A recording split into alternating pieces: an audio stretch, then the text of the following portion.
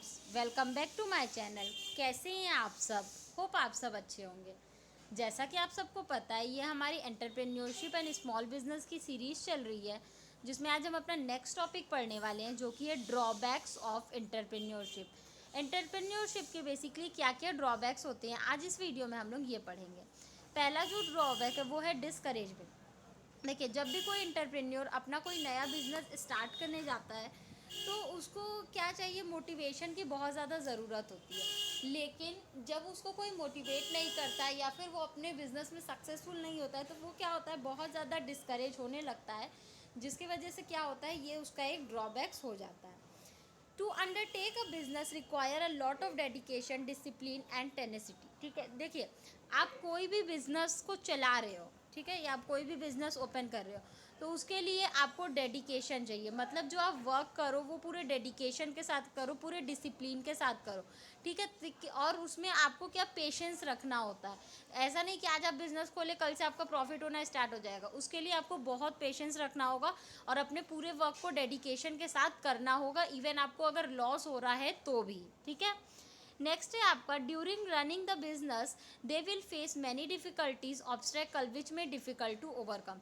जब वो अपना बिजनेस चलाते रहते हैं तो उसके बीच बहुत सारी प्रॉब्लम, बहुत सारी मुसीबतें आती रहती हैं, जिससे कि बाहर निकल पाना थोड़ा मुश्किल होता है। ठीक, तो जो नए हमारे ऐसे इंडिविजुअल हैं, जो नए इंटरप्रेन्योर हैं, उनके लिए ऐसी ऐसी डिफ़िकल्टीज, प्रॉब्लम को फेस करना आसान बात नहीं होता है, तो वो उनके लिए एक डिफ़िकल्टी हो जाती है। नेक्स्ट है, further difficulties, discouragement and disillusionment are common emotion. ठीक है, जैसे कि बहुत सारे डिफ़िकल्टीज़ आते हैं, उनको लोग मोटिवेट नहीं करता है, क्या होता है, उनको डिस्करेजमेंट मिलता है, तो ये सब की वजह से क्या होता है, एक उनके लिए ड्रॉबैक्स होता है। ठीक है, क्योंकि जो नए नए इंटरप्रेन्योर हैं, उनके अंदर क्या होता है, वो सोचेंगे कि मतलब बिजनेस स्टार्ट किए हैं और उनकी थिंकिंग ऐसी होती है कि प्रॉफिट होना स्टार्ट हो जाए। तो अगर मान लीजिए थोड़ी सी भी अगर प्रॉब्लम आती है या फिर बिजनेस लॉस सफ़र करता है, तो उनको क्या हो जाता है, बहुत ही ज़्यादा डिस्करेजमेंट होती है। अब वो थोड़ी सी भी डिफ़िकल्टीज आती है तो वो उनको फेस नहीं कर पाते हैं। नेक्स्ट है आपका, successful entrepreneurs escape through rough times और difficult time through sheer hard work, self confidence and full of optimism. देखिए, एक बहुत सारे इंटरप्रेन्योर होते हैं जो अपना बिजनेस ओपन करते हैं, ठीक है, जो अपने बिजनेस को रन करते हैं। लेकिन सक्सेसफुल इंटरप्रेन्योर वही बनता है जो कि अपने अच्छे टाइम से, अपने बुरे टाइम से, सब से क्या करता है, लड़ के एक अपना बिजनेस रन करता है, अपने बिजनेस को चलाता है, अपने हार्ड वर्क से, अपने सेल्फ कॉन्फिडेंस से और अपनी पूरी एनर्जी के साथ। तो आइए इसके हम लोग और कुछ ड्रॉबैक्स देखते हैं कि इसके और क्या क्या ड्रॉबैक्स हैं।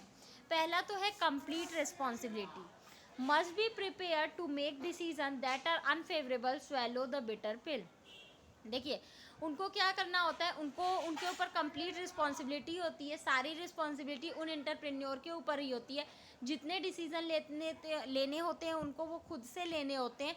तो कभी कभी वो डिसीजन क्या होते हैं, अनफेवरेबल भी साबित हो जाते हैं। नेक्स्ट है आपका, नेक्स्ट पॉइंट है इसमें, must make decision in areas that the entrepreneur is not familiar at all. ठीक है, कभी कभी देखिए उनको कुछ ऐसे डिसीजन भी लेने होते हैं, उस किसी एरिया से रिलेटेड भी डिसीजन लेने होते हैं जिससे वो फेमिलियर नहीं होते हैं, जिसके बारे में वो कभी पहले जाने ना होते हैं, ना सुने होते हैं। उस चीज़ों से रिलेटेड भी क्या होते हैं, उनको जब डिसीजन लेने होते हैं तो वो डिसीजन क्या होते हैं, उनके लिए रॉन्ग प्रूफ होते हैं। Fear of making decision that can have a devastating effect on the business and it's people. देखिए, कभी कभी उनको इस बात का डर होता है कि जो वो डिसीज़न ले रहे हैं अगर वो सही नहीं हुआ, तो जिसकी वजह से उनका जो बिज़नेस है और जो बिज़नेस में पीपल है, वो जो डिसीज़न है उनका उन लोगों पे इफ़ेक्ट करेगा। ठीक है, और उन लोगों पे एक निगेटिव इफ़ेक्ट देगा। नेक्स्ट है आपका, tremendous pressure to perform as the entrepreneur is to deeply engage in the business. उनमें क्या होते हैं, बहुत ही ज़्यादा प्रेशर होता है, बहुत ज़्यादा प्रेशर होता है, क्योंकि जो हमारे एंटरप्रेन्योर होते हैं वो अपने बिजनेस में पूरी तरीके से एकदम इंगेज होते हैं, बहुत ही ज़्यादा डीप इंगेज होते हैं, जिसके वजह से उनको वर्क का प्रेशर बहुत ही ज़्यादा हो जाता है। अब जो नेक्स्ट ड्रॉबैक है वो है high level of interest, high level of stress. ठीक है, सॉरी। अब इसमें कुछ पॉइंट्स है वो देख लेते हैं। Starting the business can be very rewarding experience but it can be stressful. ठीक है। आपका कोई बिजनेस जब स्टार्ट कर रहे हो तो उसमें तो आपको बहुत सारे रिवॉर्ड मिलते हैं, लेकिन वो क्या होता है, बहुत ही ज़्यादा स्ट्रेसफुल भी होता है, क्योंकि स्टार्टिंग के दिनों में और इवन आज जब आपका बिजनेस चल जाए तब भी आपको बहुत ज़्यादा क्या करने होते हैं, मेहनत करना पड़ता है। नेक्स्ट पॉइंट है आपका, an entrepreneur have left the comfort and security of secured job to venture into their own business. ठीक है, एक देखिए जो एंटरप्रेन्योर होते हैं वो क्या करते हैं, अपनी जो एक सिक्योरिटी वाली जॉब होती है उसको भी छोड़ के जब वो एंटरप्रेन्योरशिप में आते हैं, जब अपने बिजनेस को रन करने के लिए, ओपन करने के लिए आते हैं, तो वो क्या होता है, जो उनका बिजनेस होता है वो बहुत ही ज़्यादा सिक्योर नहीं होता है। क्यों? क्योंकि उसमें ये बातें हमें स्टार्टिंग में पता नहीं होती है कि वो बिज़नेस कैसा ग्रो करेगा, वो बिज़नेस चल पाएगा कि भी नहीं, उस बिज़नेस में प्रॉफिट होगा या नहीं।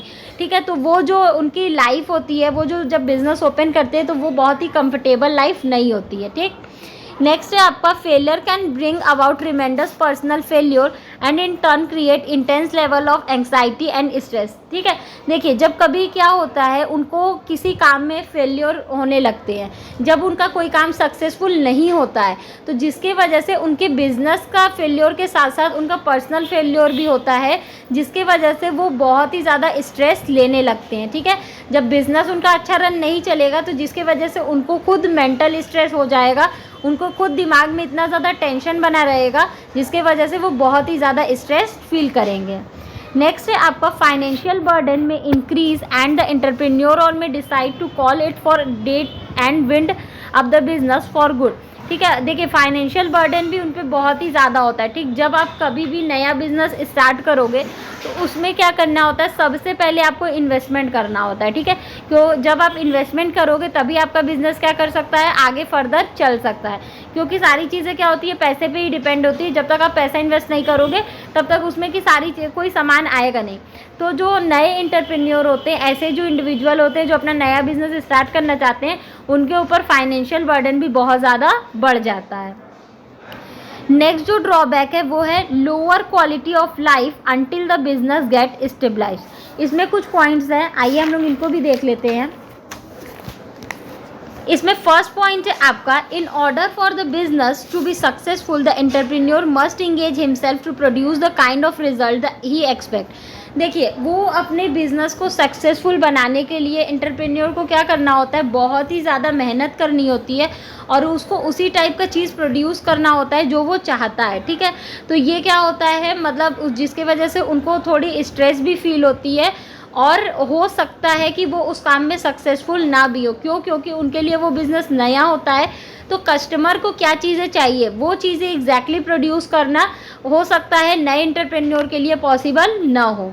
ही can't rest on his laurels, take it easy until and certain the business has stabilise and stabilise. ठीक है, देखिए वो तब तक आराम से रेस्ट नहीं कर सकते या अपने बिजनेस को इजी नहीं ले सकते जब तक कि उनका बिजनेस एक स्टेबल ना हो जाए और जब तक कि वो अच्छे से स्टेबलाइज ना हो जाए।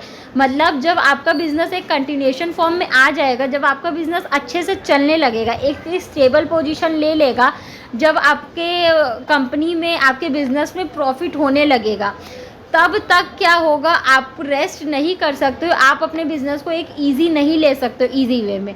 तो ये भी क्या है, एक तरीके का ड्रॉबैक ही है। नेक्स्ट है आपका long hours and hard work. इसमें कुछ पॉइंट्स हैं, आइए इनको भी डिस्कस करते हैं। Entrepreneur tend to be generally workaholic and under tremendous pressure to produce the result they expect. ठीक है, एंटरप्रेन्योर, ठीक है, जो नए हमारे इंडिविजुअल होते हैं, जो नए एंटरप्रेन्योर होते हैं, वो क्या होते हैं, वर्कहॉलिक होते हैं। मतलब उन पे वर्क का बहुत ही ज़्यादा प्रेशर होता है और वो दिन भर केवल काम के बारे में ही सोचते रहते हैं और वो क्या सोचते हैं कि जो उनको रिजल्ट चाहिए वो वही एग्जैक्टली एक्सपेक्ट करते हैं कि जो उनको रिज़ल्ट चाहिए वो उनको वही मिले, इसीलिए वो बहुत ज़्यादा वर्क करते हैं, जिसके वजह से मेंटल स्ट्रेस बहुत ज़्यादा हो जाता है।